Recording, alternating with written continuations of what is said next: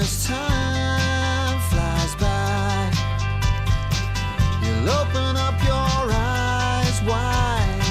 You feel it's gonna go your way. Hey, hey, it's a brand new day. Hey, hey, hey, it's a brand. Welcome back to Marbella Now. My name is Nicole King, and I'm delighted to welcome to the programme today Ian Harvey. I only met him through our Zero Hero incentive. I suddenly got this message on Facebook, as one does, saying we want Zero Hero for Portofino. I was like, okay, well, let's check it out. And Portofino is well worthy of being on our Zero Hero website. It's suddenly become this eat, drink and food recommendation guide. Ian, lovely, thank you for contacting me. No, thank you for having me. Really enjoyed meeting you at Portofino when we finally got it together. Absolutely, eventually. Eventually, yes. COVID, a lot happened between the first message and when I actually got there recently. But what a lovely place. I've been to Cappuccino many times. Portofino's been the place at the end. It's always busy. You kind of walk past to go to the beach. And to go and experience not just it, but Eladio was quite an experience, so thank you. Well, Eladio, the owner, is obviously quite a character, and he spent an awful lot of time working out. He's had that place for many, many years, and it's only last May that it was relaunched as Portofino. And as you know, it's got the stunning location right on the beach in Cappuccino, which is one of the best beaches on the Costa, as you know. And I think it's important that he went through the process of understanding what needed to be offered, because I think there is an issue with, if you look at a lot of places on the Costa del Sol, which obviously has multiple hospitality venues, there is a lot of times when people look at it from the wrong side of the counter, where they look at it as the owner and think they know what they want to deliver without necessarily looking at it from the customer's perspective and saying, well, what do my customers actually want rather than what do I want to deliver? And I think that's what Eladio did with Portofino, looked at it from the customer's point of view and said, we need good quality, we need good value, we've got a great location, so why not maximise it? The years that Eladio's been working the industry, I mean, we were chatting with him, with his Rod Stewart's and everybody that's been through Silk's restaurant. Yeah. To be here 30 plus years later, he still has passion, but it's very hard to keep in touch because the Marbella of today is very, very different to the Marbella of then. It was very fast. Now it's much more family. It's a different philosophy, I think. I totally agree with you. And if you mentioned Silk's, the restaurant they had very successfully in Puerto Banús, I mean, that was the early 80s. That was the days of easy money, of the city boys spending thousands and thousands here, there and everywhere. And as you say, it's a very different place today. Marbella still has obviously the same appeal. As you say, it's a much more family-friendly place. More people are open and understanding that Marbella is, in reality, is not Puerto Banús, which is, I think, a lot of what the outside world see. And they see the film footage of, you know, the fast cars and the yachts and everything else, and people think it's too expensive to go there. But as you know, this Marbella came from a little fishing village, and it still has, particularly with the old town and everything else, it still has the culture, it still has the authenticity, still has the passion, and it's still a lovely place to be. And I think it's great that Eladio's still got that typical Spanish passion to be able to translate into his business. It's a beautiful place, Cappuccino Port. But a lot of people, I think, and I include myself, that when we think of Cappuccino Port, we think no parking. And when I went there the other day, there was parking, not only parking inside the port, but outside the port. So why do you think, I mean, because you live in the area, does that become an issue in the summer? Because it's nice to be forewarned. If you know what you're getting into, you can adapt to it. But a lot of people, when you say Caribbean, oh, you can't park. To be brutally honest, it's not really a problem in the off-season, but in the summer it does become a problem. Yes, you can park on the street for free, and most of the time you're within a 5-minute walk of the port itself. You can park in the port. You have to pay for parking, just the same as you do have to do in Marbella or Puerto Banús. And there is quite a lot of parking in the port. And now they're actually extending the parking area in the port as well. So it is a little bit of a myth. If you're lucky, if you get there early, then you can park on the street and it costs you nothing. Otherwise, you will have to pay for parking. Obviously, there are other options. A lot of people do tend to park a little bit further away and perhaps get a taxi in, which in some cases can be a lot cheaper than the parking itself. It makes sense to go to Carabina Port. Isn't, if you've never been, it is undeniably, it is quaint, it's small. The yachts and the boats are lovely. It makes for a lovely stroll. The first frontline views are amazing. It is worth it to even get a group together just to all say, okay, let's all go in an Uber, let's all share a taxi, because you can really spend a long time there. So actually, you know, it works out quite well. It's not really that expensive because you can make a day of it. You can absolutely make a day of it. I mean, there are plenty of venues there. As you know, there's two stunning beaches there. The swimming is very safe, and it's very safe for families because it's very shallow. And I think the thing with Capopino is it's probably, I always say it's the hidden gem of the Costa del Sol, because a lot of people don't even know it's there. And all they see from the carretera, from the highways, they see an exit to Capopino as a turnaround to go back in the other direction towards Malaga or Marbella. And they miss what's actually going on in Capopino. And when people come there, they go, wow, we didn't know this was here. And I hate to describe it as a mini Puerto Banús, but for the people that don't know it, that's probably the best way I can describe it, because it's a very small port, very compact. It's like a Marbella Marina. We're very blessed. We have Puerto Banús.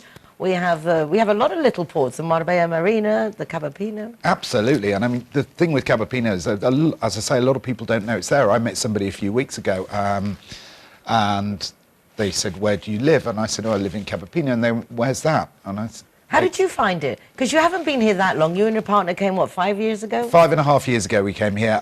We actually came, we originally were up in the mountains, up in the Campo, and then we came down to the coast. We were living just up the coast towards Elviria, and we had to move because our contract was up, and a friend of ours said, well, I know somebody who's got an apartment in Capopino, and I said, well, we can't afford to live in Capopino because I knew its reputation, and I think, and it turned out to be a very good deal, so we moved there, and we've been in Capopino for 4 years now. So where did you come from before you came to live in Spain? We were based in Birmingham. We had business in Birmingham. We had a catering business and a wine tasting business that catered to the corporate market, and then we came out here literally to get into the hospitality business out in Spain, and it was almost like one of these things where an opportunity came up, and we literally just said, let's just book a flight and let's just go, and that's essentially what we did. So pack the cat, pack the car, off we go. What a difference it's going to be to people as of now, this year, that we can't do that anymore. How blessed were we to be able to say, let's go and give it a go to live in Spain, and we got in our car and come over, and now with not being part of obviously the European economic community, it's not going to be as easy without justifying what you're going to be doing, how you're going to be living. So we're very blessed, those of us who are here now. I think we were very blessed, and I think because of the special relationship that Spain and the United Kingdom have, I think it's possibly not going to be as difficult as we actually think it is. Yes, there may be the issues with visas, but I think they'll probably be very easy to get. I mean, I'm not a politician, so I don't know, but I think if we look at the reality of life and the amount that Spain relies on the tourist industry from the UK, I think there will be a lot of concessions made to allow people to come here. And you know that obviously there's an awful lot of people here with second homes who want to come and go as they please. Yes, the rules. I'm not worried about them. I'm worried about the ones like us who don't have that 50 grand in the bank. It's not just a question now of I'll go and give it a go. You know, No. if you're going to work here, you're going to have to get the visas, but you're going to have to produce the ability of your income.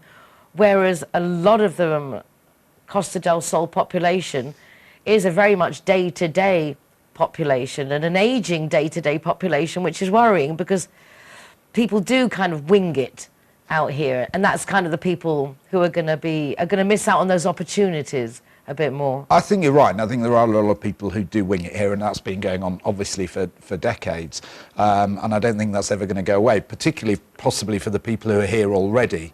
Like you say, it may be more difficult for people coming from the UK particularly to do that now because of obviously they're not part of the EU.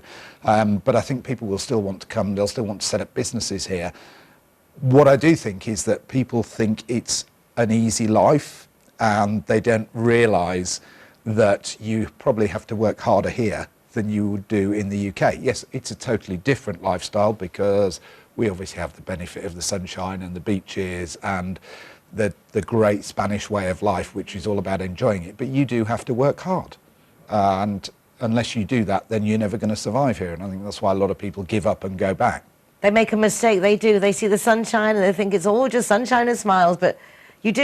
If you're coming here to work, you do need to work. Can I ask you on a personal level? Yeah. I've always seen Spain as a very sympathetic to same-sex relationships. Okay. You can get married here. It was one of the first countries in that sense. But at the same time, they're not. So I always found it kind of incongruous that it could be different. Did you find it difficult coming as a same-sex relationship to Spain? Have you been well received? Was it harder in England? I mean, We were totally shocked, to be honest. Like you say, it's one of the first countries to legalise same-sex marriages. When we came here, we moved into a typical Spanish village, a typical Pueblo Blanco. Nobody literally spoke English apart from a small expat community, and a generally sort of ageing Spanish population. That was a little bit of a worry, to say how accommodating, how welcoming are they likely to be. And we were absolutely amazed. Absolutely welcome with open arms. And I think there is less prejudice here than there is in the UK. I think it's to do with the Spanish psyche, the Spanish way of life. I mean, they're very embracing. If you think about all the cultural influences that have been on Spain, very different from all over the world, they're very embracing of lots of different cultures. They're real sort of party animals, for want of a better phrase. I remember back in the early 80s, one of the first bars in Puerto Banús was a Libby, and it was a drag bar, and it was just, it was so normal. As I say, I always found it very refreshing, but I see it from the other side, the town hall doing things for the LBG, the flags, the this, knowing that we're allowed it. But I was just wondering, I don't think necessarily, I know the Venevis Hotel, for example, welcomes same-sex partners, which I think is funny, which made me think, well, does that mean that you're not welcoming others? That would never have occurred to me. It was by them saying, yes, they do, that made me think, well, maybe you have a problem with people who don't. No, it's not Okay. at all. The Spanish are incredibly accommodating and never had a problem, never. And I think it's, as I say, it comes back to the whole cultural thing, I think. Same-sex couples tend to like to have a good time, tend to be party animals, and the Spanish obviously embrace having a good time as well. And I They think fit perfectly. Match it's made in heaven. Exactly. Match made in Exactly. heaven. It's Yeah. wonderful to hear, because I feel it's that way, and it's nice to know that you are. Obviously, it's really nice to know more about people. If it wasn't for the Zero Hero incentive, I wouldn't even know, Ian. So it just goes to show every adversity produces an opportunity. And we are going to go to a break. We're going to hear messages from our Zero Hero partners, of which Portofino is one. And Lazio is giving a nice little message to go to the beach. And then we'll be chatting again with Ian, because we want to find out more about what you actually do. Because I know you've got a lot of little businesses going Okay. on, and I want to hear more about that. Don't go away. Be back in a moment.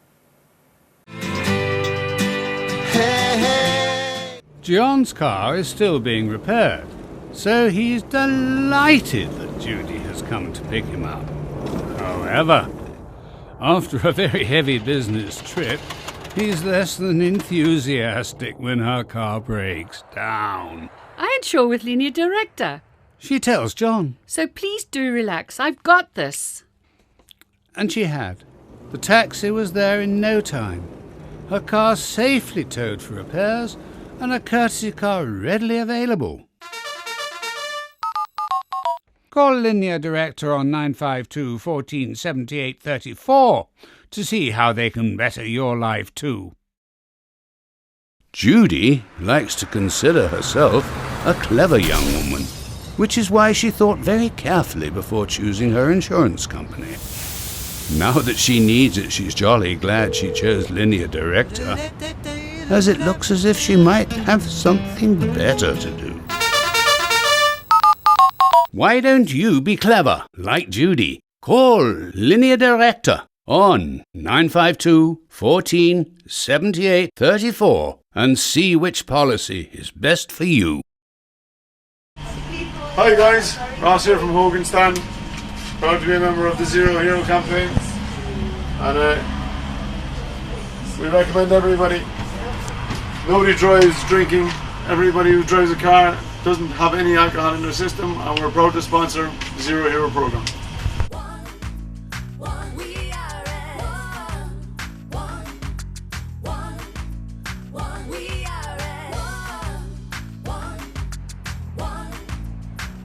Our welcome Zero Heroes. How many visitors? G-Wine is happy to be Zero Hero partner. How cool is that? G-Wine. Thank you. Clara are proud to present Zero to Hero. Never drink and drive. McNulty's is proud to be a Zero Hero partner.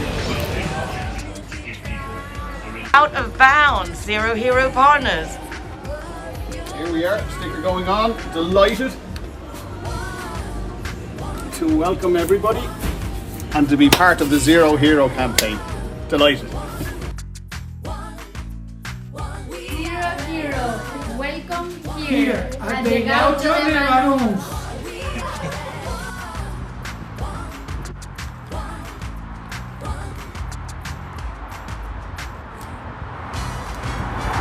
Welcome to Lemongrass, Doña Lola.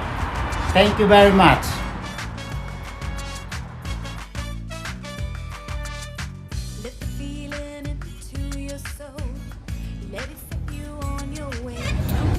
Zero Hero, welcome to Portofino, Cabo Pino.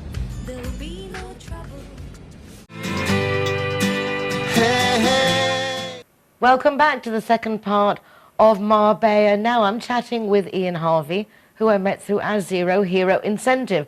Big thank you to them for supporting our community with free soft drinks for designated drivers.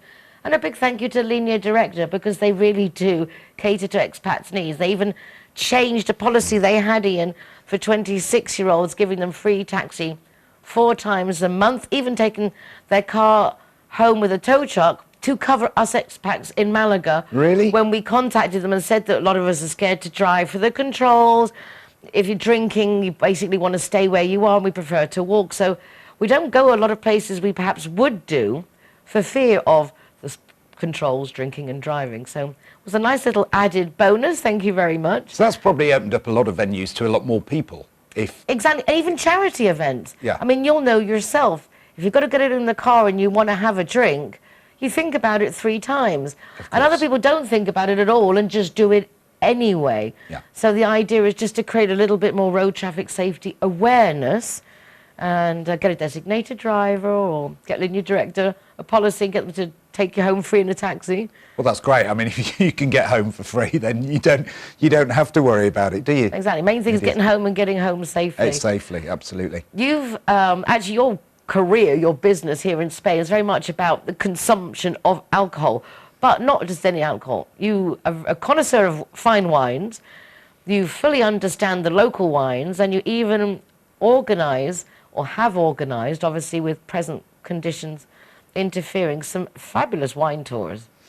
Well, and tapas. Yeah, absolutely. The combination. I mean, one of the things I looked at when we came here, first of all, was the appreciation of Spanish wines, because I think a lot of people don't realise the diversity of Spanish wines, particularly if you're UK-based, they're not represented properly. Yet Spain has the largest amount of land under vine for wine production in the world. And even though it's not a biggest country, because it's so mountainous, the actual volume of land is huge. And there's a great diversity now from north to south, obviously the different climates, from the Atlantic coast to the Mediterranean coast. And also what's great about the wines is now that a lot of the new young Spanish winemakers who are coming through are starting to experiment with some of the indigenous Spanish grape varieties, which had almost died out. So rather than in the sort of 80s, 90s, when everybody was wanting to plant Cabernet Sauvignon and Shiraz and Chardonnay and all that, they're going back to old Spanish grape varieties with some stunning results. But alongside that, because we have the catering business, we know our food very well, I was also a little bit frustrated when friends came out here and they went for tapas and they ordered the fairly standard things. You know, it was calamari, it was tortilla. But it's hard to it was know. meatballs. But We're scared to try what we don't know. But this was the whole point of setting up our wine and tapas tours in Old Town Marbella. So we did our research, we went and found the little tapas bars down the back streets that the tourists wouldn't necessarily find on their own, or probably wouldn't go into because they didn't even have a menu. Not the traditional tourist traps with the big photographs outside and all that sort of thing. So when I came here in the early 80s, the time when Eladio had his restaurant in Silks, I remember Kuro's Bar in the centre of Marbella, and I wouldn't even have a coffee there. I thought it was gross because it had all these papers on the floor. And yet if a bar didn't have papers on the floor, it meant it wasn't good and no one was going in there. And then I realised they did go in and sweep them up like every 15 minutes, and it was actually very, very clean. But things, according to what we're used to, appearances can be deceiving.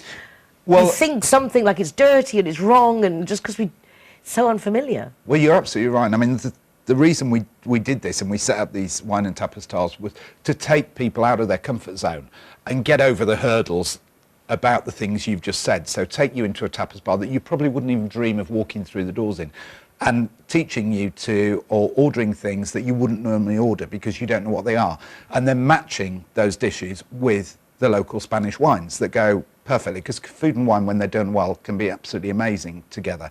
And also, one of the things we did to try and take people out of the comfort zone, we actually said to people, I'm not telling you what you're eating.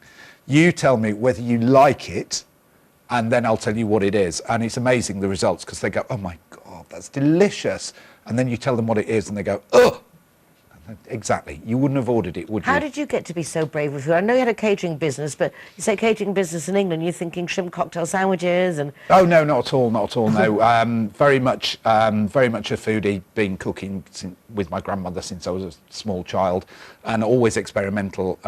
There's very few things I don't like, so I'll try anything. And tapas was the great opportunity to sort of expand that knowledge as well, because the influence on Spain from a food point of view is incredible. From the Phoenicians, the Romans, the Greeks, and more importantly the Moors with the Arabic influences, that sort of thing has all impacted on Spanish food. And one thing I found interesting when I started to do the research and go to the tapas bars and talk to the people is that a lot of the things we take for granted in Spain aren't actually Spanish. Tomatoes, chocolate, potatoes weren't Spanish originally. They were introduced by the Christopher Columbus generation, the early explorers brought from South America. You know, all the spices came, as I say, from the Moors, from North Africa, and all these influences have sort of come together now and created the culture that we have, which is just incredibly, incredibly good. Sorry, excuse my phone. It's amazing to see how you embrace the different food here. Do you like cooking here? Do you go to the markets? Absolutely. And pick up all the different fresh foods and things? Because that in itself is an experience, a Spanish experience that I think most of us foreigners here miss.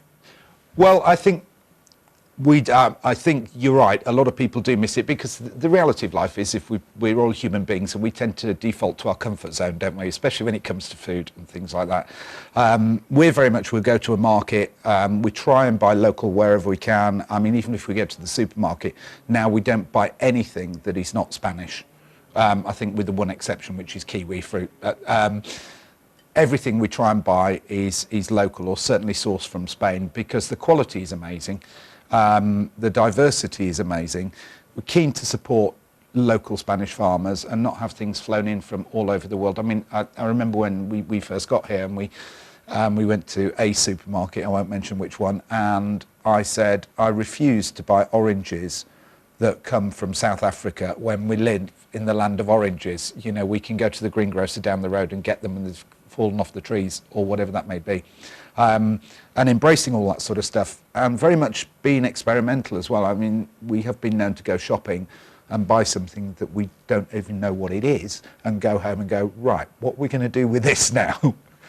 And it's nice that you're a food and experiment. It's obviously, it serves you well because obviously you're not doing food and wine tapa tours at the moment, but fortunately you do have other interests, and hopefully that's seeing you through at this time that Well, is so challenging for everybody. Well, absolutely. And I mean, one of the things we did with the wine and tapas stores, we obviously, as most businesses do these days, we embrace social media and what social media can do for you. And then it sort of translated into, well, what are we actually going to do now? Because obviously, as you say, we can't, in the current circumstance, we can't possibly do the tours. So we went into sort of marketing and PR for restaurants. And that's when I met Eladio. We've taken on board Portofino and Cabapino, and we took that right through from the launch to the sort of success it is now in very, very difficult times. And then there's two other businesses in the same, next door to each other. One is La Loña, which is a typical Chiringuito beach bar, which we're relaunching again in March, and then the cafeteria next door. So three very different offerings: a typical beach bar, a proper restaurant, and then a cafeteria which is going to specialise in homemade burgers, paninis, salads. But basically you're covering everything, and it's more than anything, it's a big promotion for Cabapino Port. The more that's there, the more that we realise it, the more reason to go. Absolutely, and I think it's where I come from is very much from the sort of food and wine, the hospitality aspect of things, and I think when you're passionate about that and people understand that, it's much easier to communicate to people what you're offering or what you can do or what you can provide.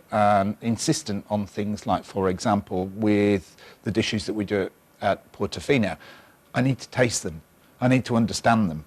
I need to understand where the chef's coming from, what his inspiration is, what they're doing, you know, so that you can actually talk to customers with some knowledge about what you're actually offering. It's far more than social media that you're doing. You've taken on, basically from the beginning, helping create an image, designated clientele base, giving that full over feedback from what's going on outside. As you say, sometimes when you're in it, it's hard to get that perspective of how others are perceiving your business that you do with such passion. It is, and it's very important because in the hospitality business, what a lot of people do, if they're not happy, and I mean every restaurant makes mistakes, obviously, at some point. If people are not happy, generally, and this is particularly a British thing, rather than complain, you know, that, oh, let's not make a fuss scenario, they will just walk away and they'll never come back again.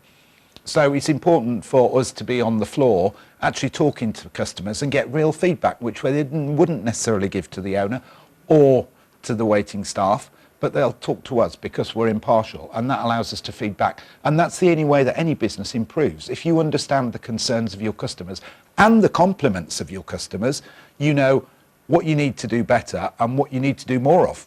It's very hard for people, I think, sometimes to accept advice because we all feel we know it and we know best. But I think it really is very wise always to get that outside point of view, to get the feedback, because then you can just make it better. As I said, I had an exquisite experience. Your insistence just to get me there. I mean, no, because otherwise an owner doesn't necessarily have that time to see there's a promotion going on and say, okay, well, let's contact, and you followed it through and followed up, hey, you were going to come, and there's, and with this, because it's hard, we're all busy. But if it matters, you just have to be consistent. Absolutely, and even more so in the current climate. You know, everybody's fighting for a much smaller pot until the hospitality and the tourism industry opens up again. Then it's going to be a constant battle. But even then, when it does open up again, which we all in Marbella hope to see, hopefully by June at the latest, people coming in, even when it does open again, when it gets very, very busy, it's even more important then to keep on top of your customers, because when you're very, very busy, it's very easy to become complacent, and that's where people start to fall down. That'll be interesting to see, actually, because a lot of businesses now are relying on the resident. Maybe a lot of them haven't even looked to the resident until now. What will happen? Because obviously things will come back to normal and people will return. But I hope they do still remember and respect the resident, because I think frequently that is a mistake in general. You would have found yourself that, you know, great all year round, suddenly summer comes and double the prices, you're not welcome. And I think it would be nice to see not happen again. I think the important thing is the consistency. Don't put up your prices just because there's more tourists here. That's a very short-term attitude. Yes, you'll make more money in the summer. However, what you've got to think about, strip out those 3 months, essentially, and think about how you're going to survive over the winter period. And the people who are going to carry you through that winter period, as you say, are the residents. And a lot of businesses in Marbella and in Spain generally overlook the resident population because they're concentrating on the tourists. And actually, it's that resident population that, as I say, are going to keep you going, keep you sustained throughout the winter. And those are your most important customers because they are the people who are going to keep coming back. You know, and it's important for any restaurant, for example, like we've already discussed, we've already made plans for this for the summer. Make sure we have tables available for our regular customers. Because if our regular customers who we've had for the last few months come in summer and we say, sorry, we're full, they're not going to come back. You've got to respect your customers. I love the way that you have such a, obviously, great understanding of your own, of England and the catering industry and the levels of excellence, but at the same time such an understanding of the local produce cuisine that you actually can give valid feedback to restaurants to help them cover those little gaps. Do you have room to take on more customers at the moment? Yes, because obviously it's very time consuming the way you run your business. Well, it is. I think with Eladio this has turned into a much bigger project than we ever thought. Now we're taking on 2 other venues. So hopefully as we go forward, maybe next year there will be potential, but at the moment we're sort of all consumed with those 3. And aren't you a lucky boy? Well, aren't you lucky boys? Yeah, we are lucky boys, but I think what a lot of people do is take on too much business and then each business actually doesn't get the dedication it deserves, whereas actually we take on what we can cope with and we make that work the best, and that's the only way to do it, because once you start to dilute yourself, you start to dilute what you're able to do, and that's not a good way of doing business. Never truer words spoken. If we could all just remember that, we would be much wiser. Really enjoyed chatting with you, Ian, and we certainly will. I'll be going back to Portofino. I hope you all do go and give it a try. Follow, share, like, and visit is a must. Thank you so much for joining us for another program. You can check out recordings of the show from the RTV Marbella website, also from nicoleking.es, with links to the program, my column, Marbella Moments in the Euro Weekly News, and our Zero Hero website, of which Portofino are members. Thanks to Ian Harvey, our guest today. Thank you, Nicole, and thank you for coming to Portofino, and lovely to meet you too. Oh, God, it was wonderful. And this is not a threat, but I will be back. Oh, dear. Hasta mañana. We can change if we try.